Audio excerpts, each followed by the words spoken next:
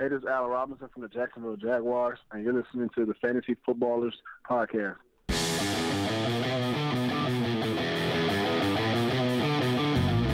Welcome to the Fantasy Footballers Podcast with your hosts, Andy Holloway, Jason Moore, and Mike Wright. Welcome in. Welcome to the show. You know, that didn't sound like David Johnson at the beginning of the episode. Well, that wasn't David Johnson, so that's why. That is why. That was the target monster, the AR-15, Allen Robinson himself, joining us on the show today. Kind enough to provide an introduction to the show for you as well.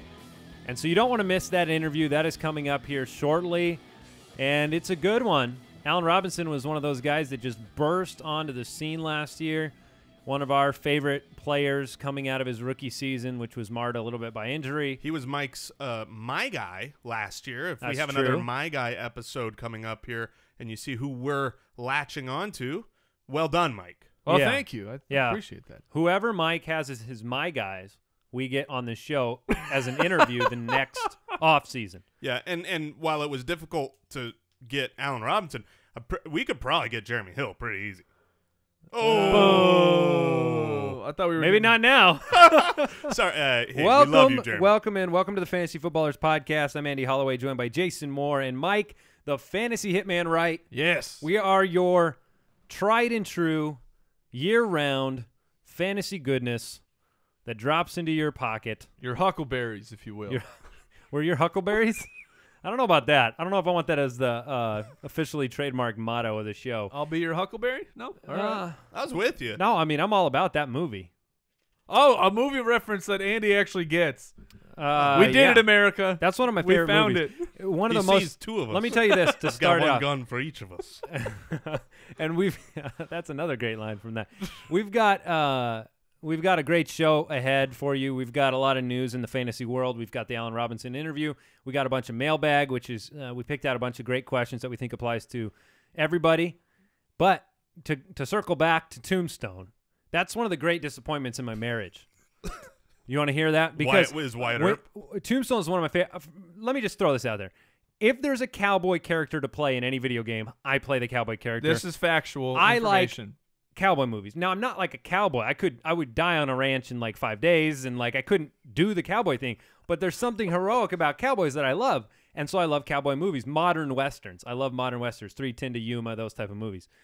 So Tombstone's like one of my favorite movies ever. I've always loved it, and I've always esteemed it almost at Jurassic Park levels.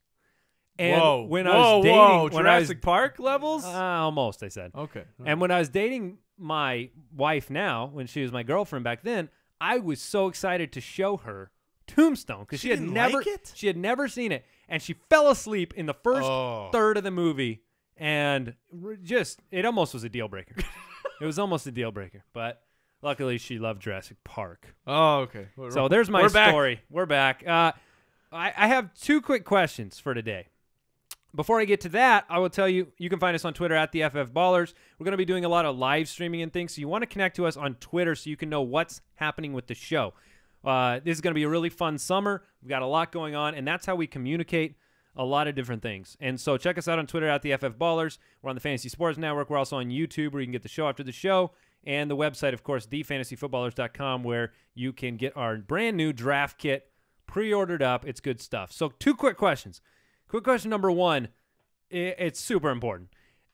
In our Dynasty League, Jason, who are you drafting with who are you drafting with the number 2 pick? So we, in a little pre-context to Mike this, has the number 3 pick. I have the 3rd pick, and so Jason just made the move to get up to number 2, and I said, who are you going to draft?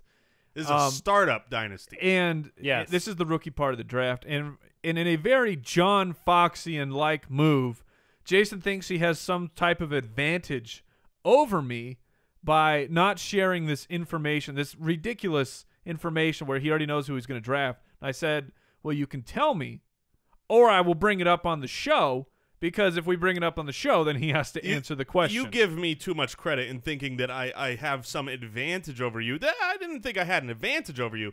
I just knew you wanted to know. and I enjoy That's bringing okay, you pain and that's suffering. fair. So, but because it's been asked on the show, and we will always give our personal Well, information. you care so much more about the Foot Clan than you do Mike. So. Yes, I do. Here would be my top 4 rankings for the rookie dynasty draft in most formats. Ezekiel Elliott will go number 1. I did trade up to the number 2. I'm going to grab Laquon Treadwell.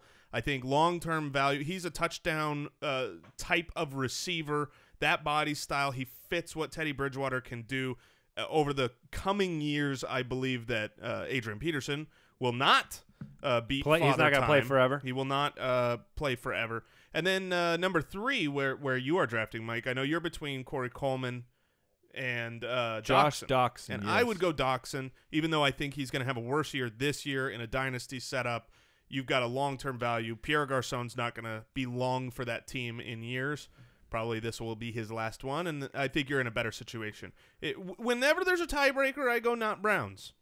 Yeah, whenever there's so That's fair. If hypothetically you're at number 5, like I am in that draft, who's number 5 on your list? Is it Sterling Shepard? Is it Boyd? I am a big fan of those two guys. It would certainly be one of those two.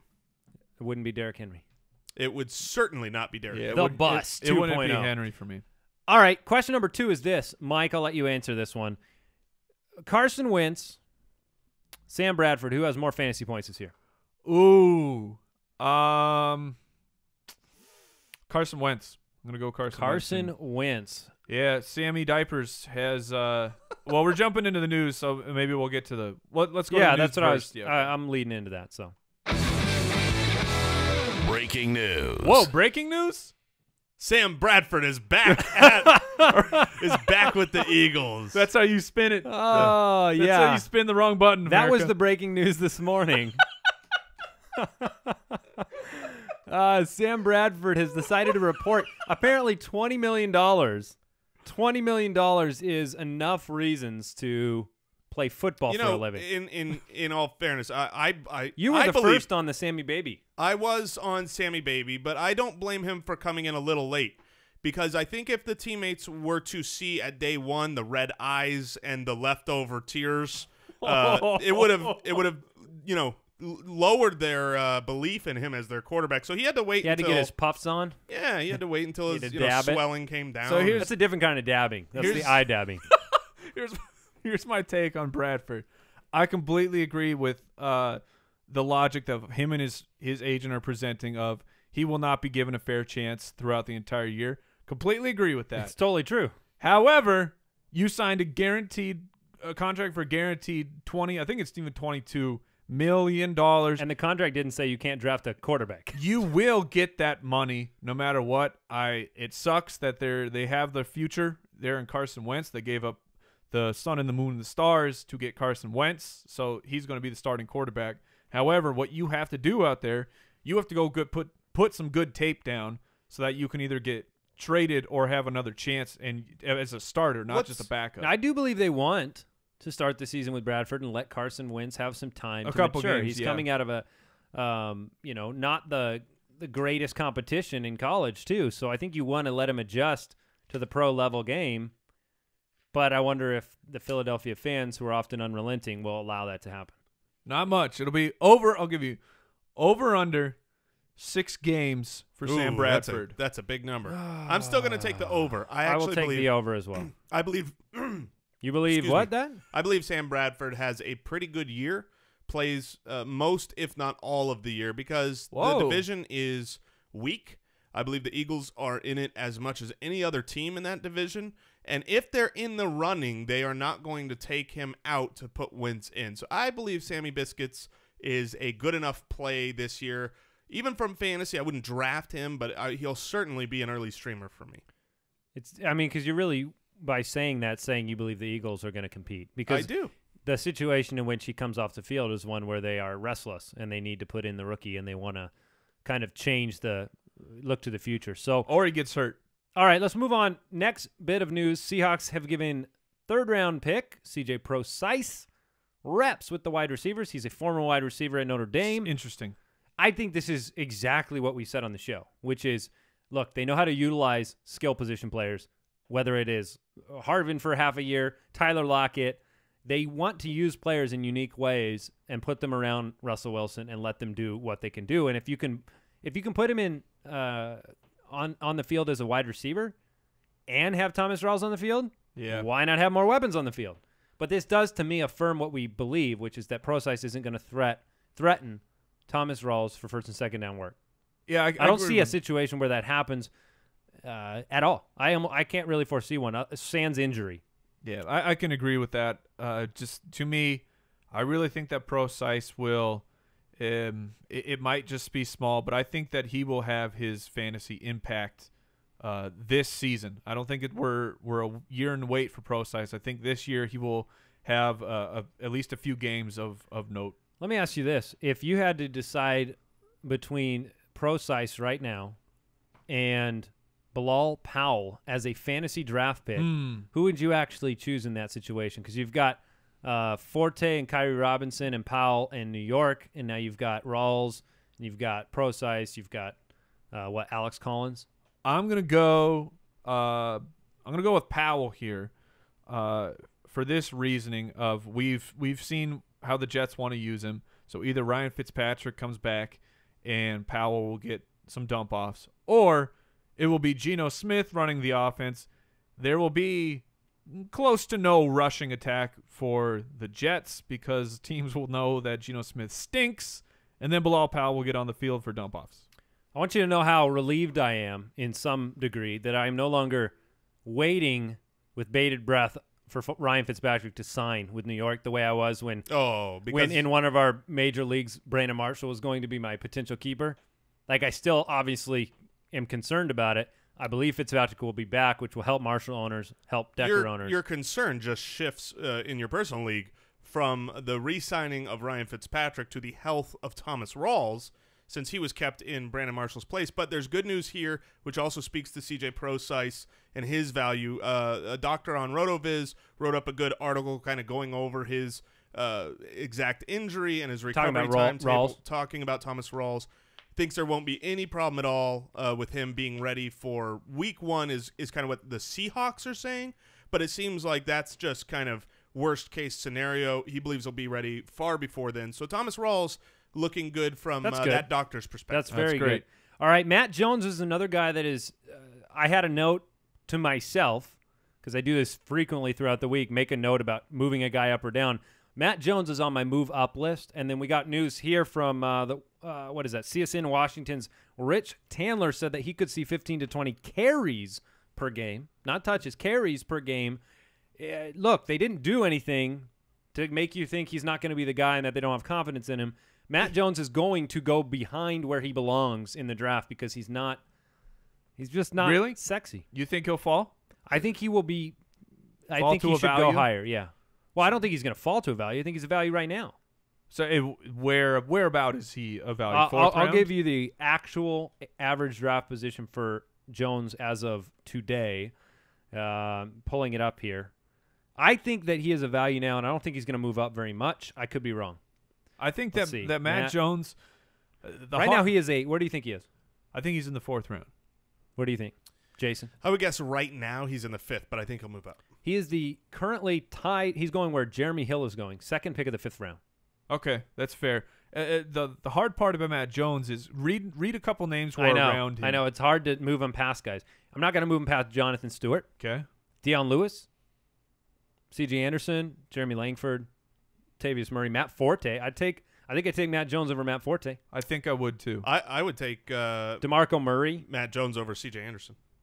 Yeah, and he's in that discussion for me. But the point of me bringing that up is just saying if you're in the early 4th or whatever, you're going to have to make that choice of you're saying, I take Jones over all these guys. Yeah, and I don't think I'd take him over the upside of Hyde. I don't think I'd take him over Stewart.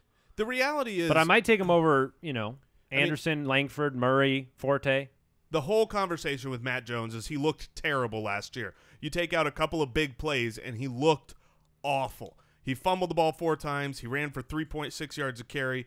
But coming into this next year with a year under his belt, and he does have a bunch of physical tools that are impressive. When on those big plays, you can see he's got the talent and the capability. There's only going to be a handful of running backs next year that have 250 carries. Yeah. And he is going to be one of those guys with 250 carries. So it's hard to, from a fantasy perspective, say, well, I don't like the talent. He didn't show it last year. If you get the ball 250 times, you're scoring some fantasy points. Yeah, absolutely. And the thing is, I'm thinking about it right now with Jones. Will he do better with momentum in getting into the game flow? If you watched the Washington games, I mean, you had Morris and Jones were just constantly going in and out. I just remember the face of Alfred Morris when he would go in for one run and get pulled out. You could see him just like, seriously? You're pulling me out? So maybe if Matt Jones is given that role, then his efficiency will go up. When I see the average draft position of some of these guys, and maybe it speaks to some depth at the running back position beyond the top tier guys, it makes me think more and more about those elite wide receivers early. Because if I can actually get, let's say I walk into the season with Jonathan Stewart and Melvin Gordon, but I've drafted 2 elite wide receivers, I'm okay with that. I really am. I mean, Gordon. Here's the thing, is sometimes when you play 0 RB or you play a strategy like that, you end up taking a chance on low-volume guys. What I'm seeing in these mid-rounds are guys that are higher volume. They're not sexy, but Jonathan Stewart had, 8-9 straight weeks last year with 20 carries. Yeah. You've got Melvin Gordon's going to get the rock a lot. Jeremy Hill's going to get the rock a lot. I mean, you're normally playing with guys like Gio Bernard or Amir Abdullah or Justin Forsett, somebody who you're not positive about the workload. I just think it's interesting now that I'm looking at who's there. It just seems like there are more names in the mix, and maybe some of those fall by the wayside. I don't know, but I don't see them. And this is why TJ Yeldon in the 7th. This is why we like to mock draft, which we're Thursday, right? This Thursday we're going to do a live mock, yeah, and see how it shakes up. The next bit of news, where if you've been following the show, you know that we've been talking about the drama, the legend that is growing in San Francisco of Colin Kaepernick. Will he not be traded? And it was firmly behind Team Kaepernick, putting him, he's going to be in San Francisco. Well, Andy got that part right. However, according to that's the horn of Gabbert. According Did you know that? That's the name many of it. sources, the team is pulling for Blaine Gabbert to beat out Colin Kaepernick. What does it mean what does it mean to be pulling for a guy? Do they go to him like, I really hope they pull him over to the corner? I really, really hope he wins. I think you can't. I know. You can't I tell just him think to it's his funny. face, because otherwise you're just saying you have the job. Is this like people rooted for Brian Hoyer instead of Ryan Mallett? Yes, exactly. You're just not liked in the organization right now. But so Blaine Gabbert is. Isn't Kaepernick better than Gabbert? Isn't he just a better player? I feel like his upside is you have to have Kaepernick on the field. As an Arizona Cardinals fan, I'm glad this conversation is taking place. But so San Francisco, get ready, because Blaine Gabbert could be your starting quarterback. I'm not sure which one is better for Chip Kelly's system. You know, we talk about the running quarterback that he always had at in Oregon, but you haven't seen that in the NFL. I'm not sure that Kaepernick can play quick enough from the quarterback position as far as making the reads, throwing the ball, to really capitalize on Chip Kelly. All right, I want to take just a second. We want to pause, and I want to thank the sponsor of today's show, SeatGeek. You've heard us talk about SeatGeek a lot last year. Look, if you've been frustrated trying to buy tickets online before, it's because those other sites make things complicated, and then to boot, once you've figured out your tickets, if you can find them, they sneak in big fees at the end. That's why you have got to try the SeatGeek app. They've made it easier than ever before, and we use this app regularly to buy tickets. In fact, we're going to the FSTA conference in June in New York, and we use the SeatGeek app to buy some Mets tickets when we head out there, and it's super easy. They pull all the tickets available from all the different sites into one place, so you save time and money, and you never miss any deal, and they rank them. It's really neat. They rank them on value, and so you can actually see instantly which tickets are underpriced, which are the best deal, and they're always upfront and honest about the price. They don't try to sneak anything in at the back. And so I highly recommend the SeatGeek app, and our listeners get a $20 off rebate for their first SeatGeek purchase. To get your rebate, you download the free SeatGeek app, go to the settings tab, and click add a promo code. Enter the promo code FOOTBALLERS, and SeatGeek will send you $20 after you've made your first ticket purchase. Download the free SeatGeek app and enter the promo code FOOTBALLERS today. Also, we got Father's Day coming up here real soon. Do not forget about our awesome sponsor, PristineAuction.com. We have had so many users send us signed merchandise, pictures of what they've got off this auction. We even had someone who had to get their league's lowest totem pole trophy for losing, and they went and they found a signed Trent Richardson ball. If you want it, Pristine Auction has it for all of your memorabilia and merchandise needs, and it's not just football. It's all the sports, and it's not just sports. It's everything. It's movie posters, collectibles. You like Disney stuff, you can find it. It's fun to just go browse. Yeah, seriously, it really is. And some of the times when you're browsing on there looking at the daily auctions, you can find things that are so cheap you can't even believe it. So here's what you do. You go to PristineAuction.com. That's PRISTINE auction.com right now and find your new swag stuff. That's right. And listen, we only recommend products we believe in on this show. That's one of the things, they help support this podcast, let us do it year-round. We only recommend the ones that we really believe in. And so let us know. Let us know your experience with them. Go on to Twitter. Let us know what you get on Pristine Auction. Let us know how SeatGeek app works out for you. We like hearing that stuff. So is there any other news we want to grab before we hop into our interview with Mr. Allen Robinson? Because I'm getting my body ready. You're getting look, I do want to say this. Delanie Walker signed a 2-year extension. Oh, yeah. To cement himself in Tennessee. There are some concerns about him blocking more this year. There's a lot of talk about the way they want to run the power offense with DeMarco Murray. The exotic smash mouth. Exotic smash. Well, to exotic smash mouth, you need Delanie Walker in there. And Danny Amendola has decided that being a part of the Patriots is better than not being a part of the Patriots. Took a pay cut to stay, and Danny, that was a wise move. Kevin Hogan. Still good. No, I know. Kevin Hogan's looking good. All right, let's go ahead and let's bring in Allen Robinson. Yeah. You talking to me? The fantasy footballers are ecstatic to bring on a fan favorite, a favorite of our show, Mr. Allen Robinson of the Jacksonville Jaguars. How are you doing today, Mr. Robinson? I'm doing well, man. How about you? Oh, we're doing great. This is really a huge privilege for us. You were a guy that, just speaking fantasy football, we were really excited for what you could possibly do. And then, we'll be real, you blew everybody away with a monster year. So you dropped 14 touchdowns, which is just incredible. Do you have anything like a feeling of that your team schemed differently? How did you get to the end zone so frequently as compared to you only had the 2 touchdowns your rookie year, then you just exploded? I for sure got to give credit, to my teammates first and foremost, and our coaching staff for sure. Blake, by him being able to give me the ball and our line for holding up for him, and then also our coach for scheming up some things, But for us, I just think what helped me out a lot as well, just playing with so many weapons, So once we get to the red zone, it's so many things that you got to cover, So I was just fortunate enough to be put in some pretty good situations, and make some plays, But I think it's just a real testament, to our whole offense. Like I said, we have so many weapons and so many things that people have to be worried about. Absolutely. So this past offseason, did you do anything different? I know you were rehabbing the foot, but to make the jump from at 11 yards a catch to over 17, that's just absolutely tremendous. So do you feel like you did anything different over the offseason besides the rehab? I had a main focus of getting stronger and faster. I don't think that was my number one point. Coming into the off season last year, my number one goal was to be able to create more exploits for my team. That was the main thing. So it was watching all the film.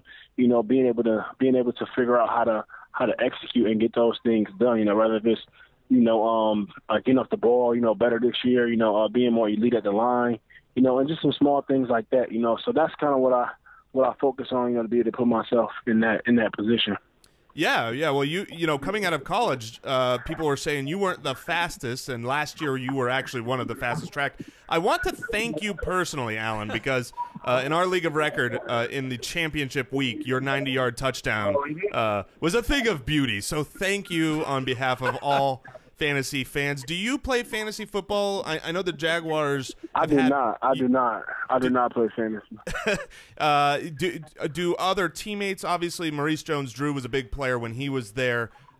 Is it something that's ever talked about in the locker room between players? Oh, it's joked around a little bit, but I mean, we mostly hear it for sure, outside of football, everyone, whether it's on Twitter, talking about their fantasy team, or in person, but I think it's pretty cool, especially being able to be recognized, just around the country, for you guys to have that common, thing being fantasy. You may take a person who's in California, who traditionally may not be a Jaguars fan, but it's tuned in to Jacksonville Football Weekly because they have 3 or 4 players on their fantasy team. Yeah, well, we have done our best to make sure there are a lot of Allen Robinson fans out there. You are known as you're known as the target monster around here. So let's talk about some of your teammates on the Jaguars and what you think. You are, as a team, one of the teams that we expect a big leap forward from this year. We feel you've made some great offseason moves. On the offensive side of the ball, you haven't made many improvements, but a lot of times keeping things the same is the best way to take a step forward. What would you say for yourself and for Blake Bortles are the 2 things that you want to see improved this year? Well, for me, it's just being more efficient. I think that's a big part of like you said, we didn't have too many acquisitions in the offseason in our offensive room, but we feel like to become a better offense, like offensively in our room, we got to just become better. I think we have all the talent that we need and all the pieces in the right places, offensively. So we got to just continue to get better in our scheme and just better in our techniques and things like that. I mean, it's so hard to say, to speak on Blake. He was such a good leader for us last year, and improved his game a good amount. So I mean, it's so hard to say. I trust that Blake's going to come in, and be the best player that he can be. I think that we have that trust with each and every position and a group on our offense. Who wins in a foot race, you or Allen Hurns? I'm not sure. I had to take myself. Yeah, I like that. All right, and then so a follow up to that.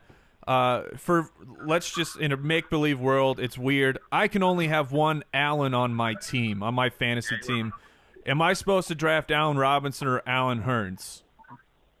I think it just comes down to your preference. I mean, of course, I'm gonna say draft me, but at the same time, I don't think you could go wrong drafting Hurns. And also, I think if you threw Marquise in that foot race too, I don't think anybody's touching him in there. He's a real burner. No, that's great stuff. Allen Hurns was actually very tremendous. I mean, there was a time period where he was scoring every single week, and it was fantastic for fantasy players. And then, so just a quick, who was the best, or I guess of your career so far, who has been the best defensive back that you've gone mano-a-mano with? Darrelle Revis. Playing against the Jets, I was able to go against him 97 to 99% of the snaps.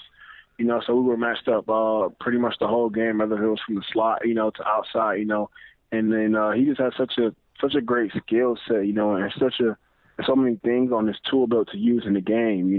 Coming into that game, you really got to be prepared for each and every technique, that a corner can give. Sometimes you may play corners, who have one particular technique and things like that, but I mean, he's really a jack of all trades. He does it all. So we're going to get personal here real quick with Allen Robinson.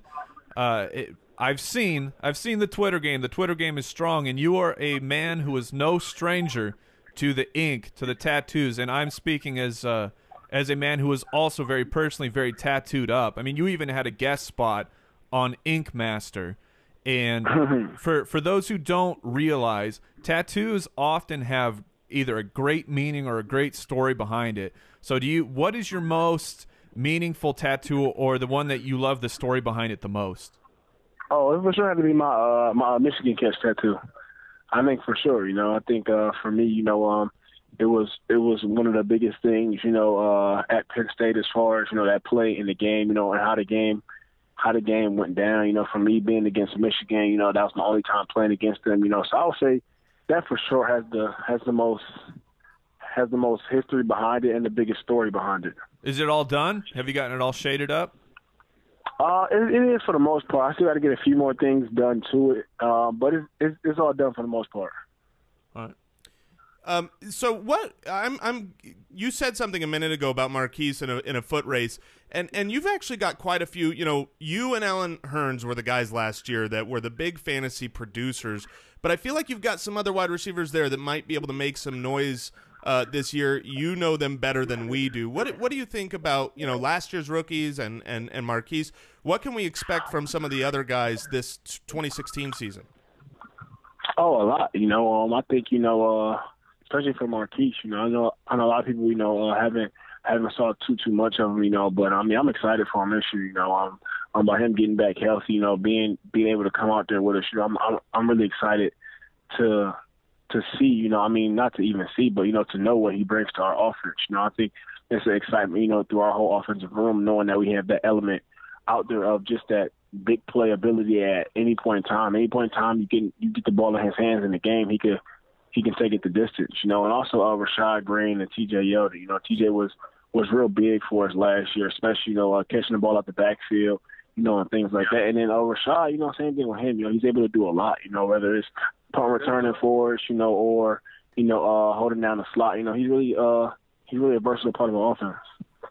Yeah, that's I think that those are some exciting players to watch out for. And Julius Thomas, you know, next year, being able to hopefully play 16 games, we'll have to see how the red zone work splits up between so many great weapons. All right, so do the Jaguars make the playoffs this year? I'd have to say yes, you know, Yeah. I don't think it's, you know, even, you know, that's for sure our goal, you know. So, I mean, for us, you know, it's going to take a lot of hard work and things like that, you know. But, I mean, talent-wise and feel around here, you know, I mean, we're ready to take that next step, you know. So we got to put in the work throughout the spring and throughout the summer to get us to that point, you know. But, I mean, I think we have I think we're just as talented as any team out there, you know. So I think that this year is the year we take that step. We agree with you on talent. Okay, so we ask every player on our show what their coming stat line is going to be. What do you project for the 2016 season for Allen Robinson? You know, that's hard to say. You know, I'm not a big guy on predictions. You know, I feel like if I just go out there and I'm available, you know, all 16 games and stay healthy, you know, everything else is gonna pan out. You know, so I mean, I'm putting myself in a position, you know, to have another good year. So. A true pro. Answered like a true pro. Indeed. All right, Al, we'll get you out on this one. This is a tough one. All right, I'm going to grill you. Who do you got making the NBA Finals, and who wins? NBA Finals. You know, I had tweeted it out. You know, I went with the unconventional, you know, matchup, and I went rematch between the Spurs and Heat. You know, so we'll see, man. I mean, hopefully the Heat. I believe they play tonight. Hopefully they don't let me down. You know, I mean, I feel like they should be 3-0 in this series that they're in right now, but we'll see. You know, that's why it's the Eastern Conference Finals. You know, but Spurs. You know why? I feel like it's just so tough to beat those guys in 7 games. Right. So for the Foot Clan, for our listeners out there, is there anything? Where can people kind of find you in your musings about the NBA? I'm always on Twitter. You can follow me at _AR15. You know, I'm always ranting about the NBA playoffs and things like that, so you can definitely find me on there. All right, Alan. Seriously, big, tremendous thank you so much for coming on with us. No problem. Thanks for having me. All right, Allen Robinson. We did it. Was kind enough to come and talk to us. I enjoyed that conversation quite a bit. Clearly, the two Allens are going to have a great time in Jacksonville this year. That's a young team. That's a team that has pieces at every position. They brought in Ivory, who we didn't get to talk about, but they brought in Ivory, and they have Yeldon and Hearns, and obviously Thomas. You know, Thomas, and there are young receivers outside of those two guys that made all the fantasy splashes last year. And then the defense got so much better. I just think they're going to be in a position to where I don't know how that translates to the fantasy numbers because of the garbage time success of Blake Bortles and Allen Robinson with the touchdown numbers. Look, if you're winning games instead of losing them by double digits in the second half, I mean, that's what it comes down to. But it's a competitive division. There's probably going to be a lot of shootouts in that division. They're coming. I mean, the Jaguars long term, in the next few years, it looks like they should be great. I mean, tell me why didn't I ask him about Gus Bradley for the entire interview? That is how amazing Gus Bradley is, because you two have given me the Gus Bradley grief. It's baffling to me. Hey, I will say this: Gus Bradley, he's a nice guy. Always has a smile on his face. Like him, and I have not been the kindest to him. I think he has done an okay job and will do much, much, much better than Mike Mularkey. Okay, so I'm glad that you didn't have the courage, though, to say, hey, Alan, your coach, you guys would be better off without him. Like you've said so many times on the show. It depends on who they replace him with. Speaking of replacements, I was unaware that Kevin Hogan now went to the Patriots. Did they get rid of Chris Hogan? Did I say Kevin? Yeah, he's on the Chiefs. I don't know why that name was in my head. That's all right. My producer was telling me, hey, we need a correction. So gotta we try to. Egg is on my face. That's all right. You can make up for it by answering some listener questions. Let's do it. Mailbag. Yeah. Kevin Hogan. I love Gus Bradley. I need to get an autographed Gus Bradley picture on the wall. You gotta go to Pristine Auction. I'm gonna make a note. Gus Bus. Gus bust? No, not a bust, a bus. Like you're riding the Gus bus. I am, and I'm going to be proven right, just like everything else I say on the show. All right, Gus. mailbag time. If you have a question for the show, go to the website, thefantasyfootballers.com. Click on the Submit a Question button. You can also call us on the voicemail hotline, 302-464-TFFB. We love answering listener questions, doing what we can to help you win your leagues, each and every one of them. I love Foot Clan titles, hashtag Foot Clan title. But I even more enjoy them when there are multiple. There's no, cap there. Okay. You can have as many as possible, and it only gets better. So as many leagues as you're in. Trade veto question from Brian in Stillwater, Oklahoma. He says, hey, guys, I was curious about your process on approving trades. I'm in 2 leagues right now. Both are a mixture of close friends and just people I know. In one league, I am a commissioner, and when a trade occurs, a deputy commissioner and myself decide whether or not the trade is fair. Most of the time, we let it go through, but if we disagree, we bring in a third outside party to help decide. In another league, however, it's by league vote, and I feel like most of the time, trades are vetoed because of the owners involved, not the actual players. Other than collusion, this bothers me because I feel like if some owners just haven't done their research, a.k.a. listen to your show, or veto trades based upon their feelings towards the other owner. In your opinion, what is the best system for trade approval? I love this question, Brian. And here's why I love it, and I'll let you guys answer his actual question, but I'm going to take the question and give a public service announcement, okay, because everybody who's listening needs a PSA on approving or vetoing trades. Do not vote no on a trade that you just don't like. That is so silly. The trading veto is there to make sure that a team is not colluding with another team, to make sure that a team is not just given up and they don't care. Hey, here, trade me all your crappy players for all my good players. Here, trade, just those things that are like, okay, this guy's has no idea what he's doing at all. He's trading a superstar for an idiot. It's just things that wreck a league. Now, there will be trades all year long in every league that are a little lopsided. Somebody smoked someone. That is not a reason to veto a trade. And the reality is when you say that they're lopsided, what you mean is that they appear lopsided. Right, you think. Because you don't necessarily know. And I might have been on this show. Mike just pulled the wool over one of the owner's eyes, in my opinion, in our league. And he traded a third-round pick in a keeper league draft for Ryan Matthews. So it's like a 6th-round pick. Now, that being said, we were up in arms emotionally. We hated that Mike had gotten this great trade. We did not for a minute talk about vetoing that trade in the league because more often than not, if you've played fantasy for a long enough time, you know the ball can bounce another direction. A player can get hurt, and unless the trade is specifically collusion or I would say taking advantage of some sort of or having an advantage in some sort of unfair way. And I don't necessarily know what that could be. That could be like one player just heard that somebody tore his ACL. Right. And then the other player hasn't heard it yet.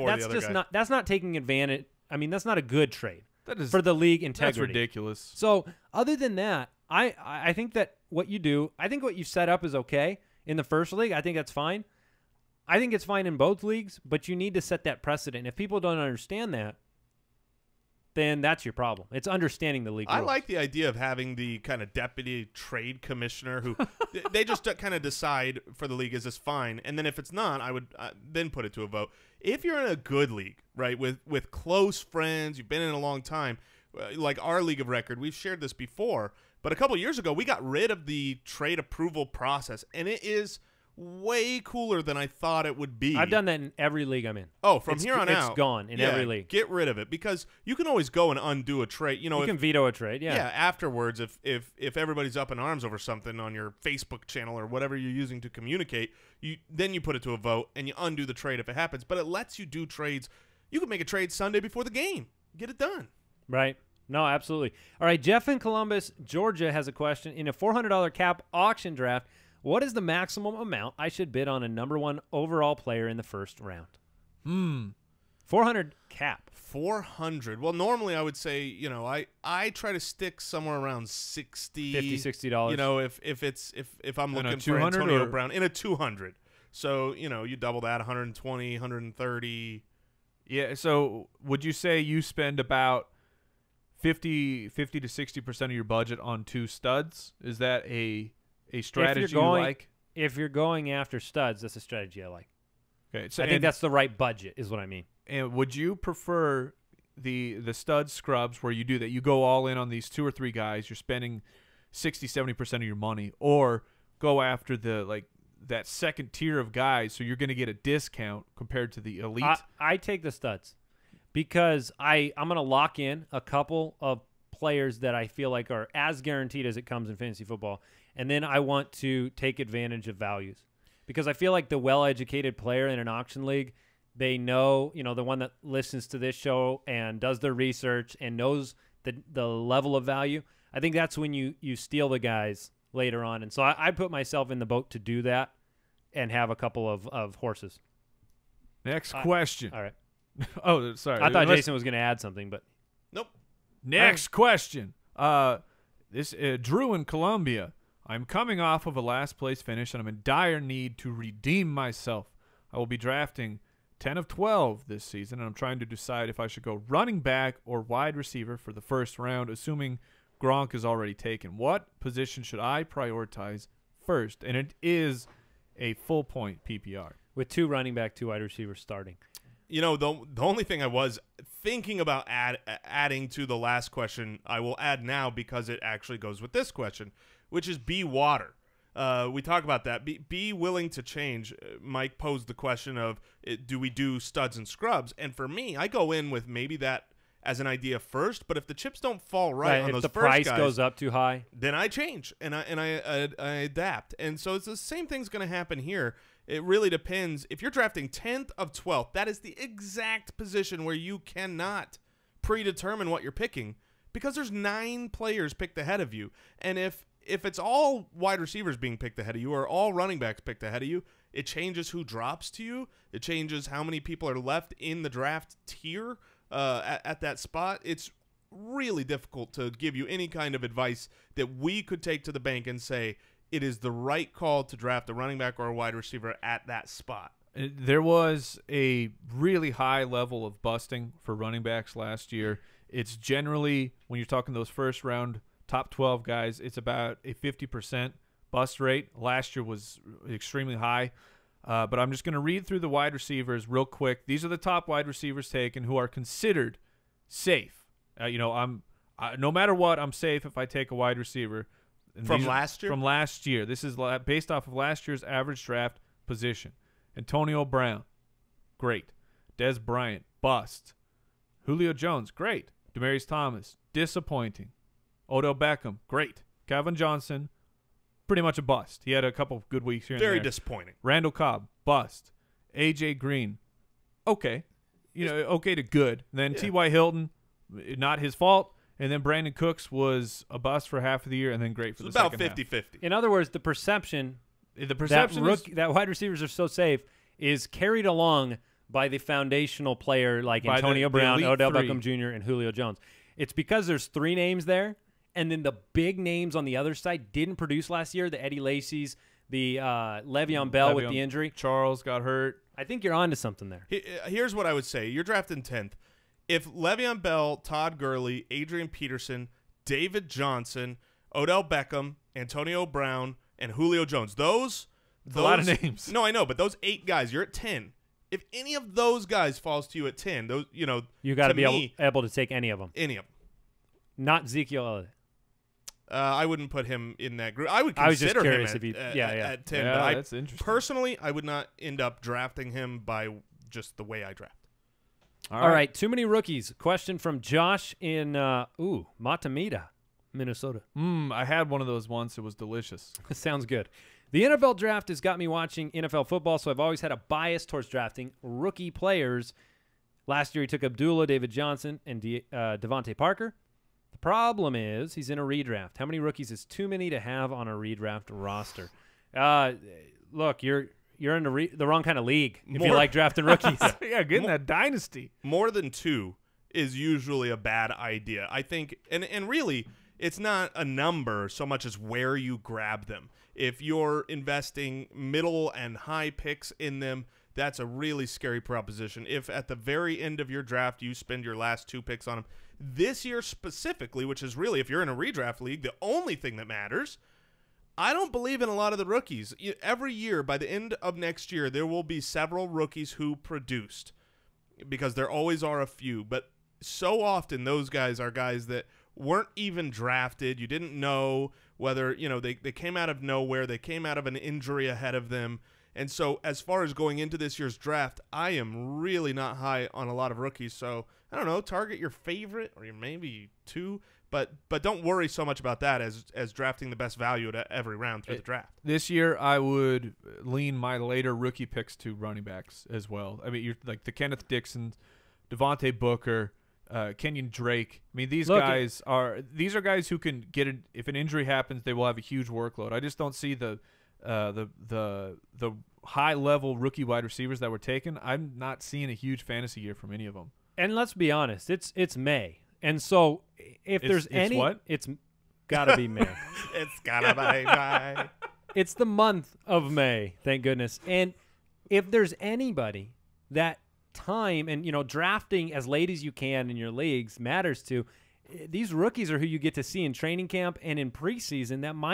That should be the indicator of these guys you might take a flyer on. I mean, look, you've got a new stable of 47 wide receivers in Cleveland. There could be somebody that takes, a leap in the preseason and you go, wow, that guy's going to have an impact on the team. And that's when you can make those kind of split decisions on, don't necessarily determine now, at least I'm not going to, which two wide receiver flyers I'm going to take. That's going to happen as late as possible for me. But just don't overload. Correct. And I would say this just as another PSA, another public service announcement. If you're planning your drafts, a lot of leagues right now are like, when are we doing our draft? We got to find the date. Do it late. Do it as late as possible. Yeah. Do it after at least the 3rd preseason game. Maybe do it after the 4th preseason game. I know it's hard to do that, but it's best for your league. And one final thought there. The other thing that's challenging about rookies is you might make the right picks, but they're rookies. So it might take 6 weeks for them to come into their own, and you'll probably have dropped them by then, which makes it frustrating. So timeshare question from Shane in Sudbury. I'm going to pretend that's out of the country, Mike. Bonjour. I kept Yeldon at the end of last season, and with the acquisition of Ivory, I was wondering if I should risk it and hope Yeldon holds on to the number 1 spot, or try to get Ivory, or try to trade him and let someone else deal with it. If I did trade him, what are some names and levels I should be looking to get in return? Thanks, and keep up the, quote, hard work. Just kidding. Great job, guys. Enjoys listening to the podcast. How dare you, Shane? How dare you? Look, I think we have a difference of opinion on this topic in the studio. I have come even further to the side that believes that TJ Yeldon will carry the load for this team, and that Ivory will be a short yardage and supplemental running back. And so I have the workload at 60-40 Yeldon, I would say, right now. So then you would advise just hold on to him and don't. Well, look. What about Ivory? Should he try to acquire Ivory? I think the price for Ivory is too high. So no. This is one where this is like Hill and Bernard. I'm going to pick the one I believe in, and I'm not going to try to stable both and try to figure out which week to start him, because there will be weeks that Ivory will outscore Yeldon, but there will be weeks when Yeldon outscores Ivory, and I think there'll be more of those. So Yeah, Jason obviously disagrees, so I Yes, want to give him the floor. I wanted to say I very much disagree. I don't think Yeldon is going to carry the load there. He wasn't able to get the short yardage away they want. Obviously didn't get touchdowns on the ground, and so they bring in Chris Ivory to be that first and second down type of back, use Yeldon as a complement piece. I would rather have Yeldon because he's younger and because he is the pass catcher. Generally speaking, as the year goes on, those guys become more valuable. So I'm not high on Yeldon. That being said, I agree with Andy from the standpoint of if you've got him, I don't think you go after Chris Ivory. I don't think you try to trade him now because his value is low. I think the best thing you can do is hold on to him and hope that Andy is right, or hope that something happens to Chris Ivory ahead. Chris Ivory has been notoriously injury prone, so in that sense, TJ Yeldon could be fine coming later. But if you're saying like that's your plan to keep him, and you have not yet kept him, it says in the special notes that you've only got 3 keepers. I would hope that you could have a better keeper than TJ Yeldon. It's interesting because I feel like you and I are probably going to get, this will be one of our mano-a-mano battles for the year of seeing how these guys perform. We'll have some water bets surrounding Yeah, Yeldon. no doubt about it. Question I'm for a big Yeldon Andy. believer. Would you roll the dice? So you're holding on to Yeldon and see what it shakes out to. Let's say 2 to 3 weeks go by. Ivory, it seems like what you are talking about, where he's a complimentary guy.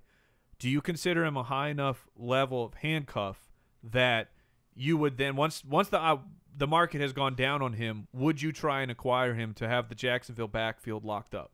Yeah, if the market goes down on him, I would have the same philosophy I did last year with acquiring Bilal Powell to back up Ivory so that I had the Jets backfield.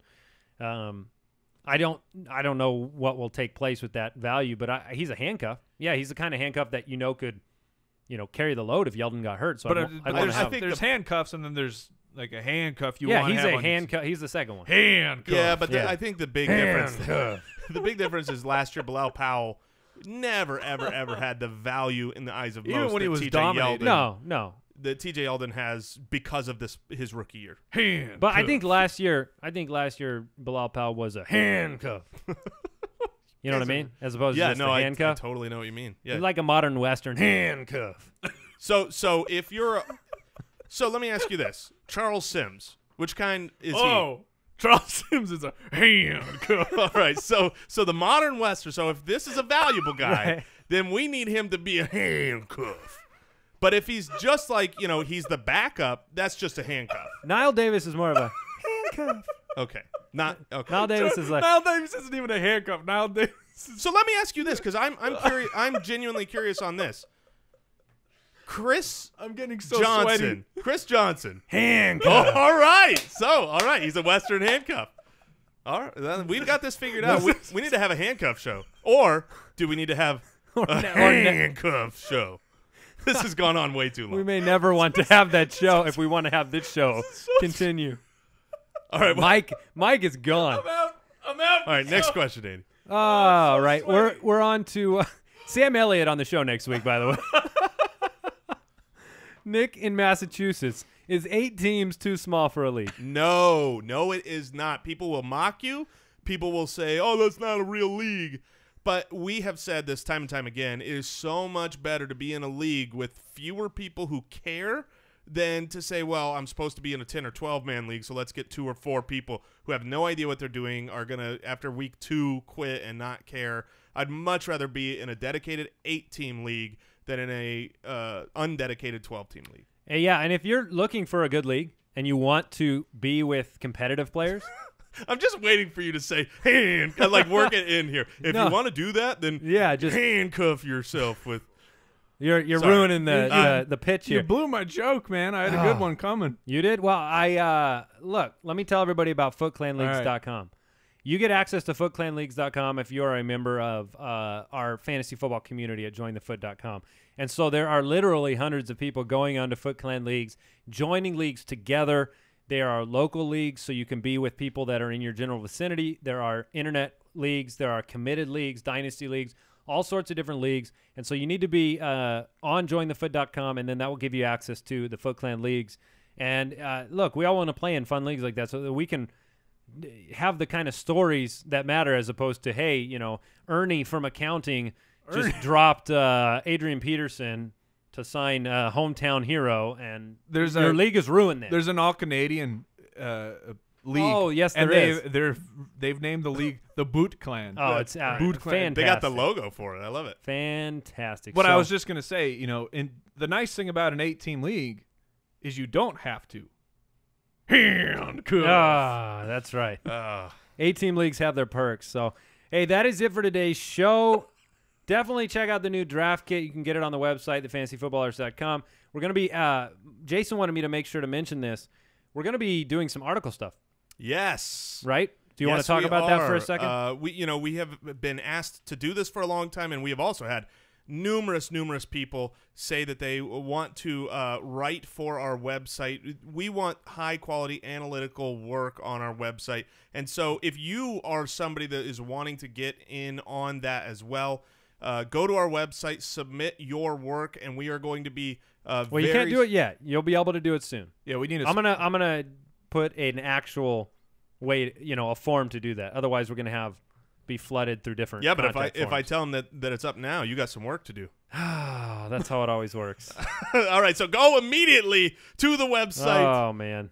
And submit your work. Well, they got to write the article, do some good, solid work first, and maybe you can be a part of what we're doing here going forward. Hey, thanks again to Allen Robinson for joining us on the show today. Check him out on Twitter at @the_AR15, and give him some Twitter love. Seriously. Yeah, that's right.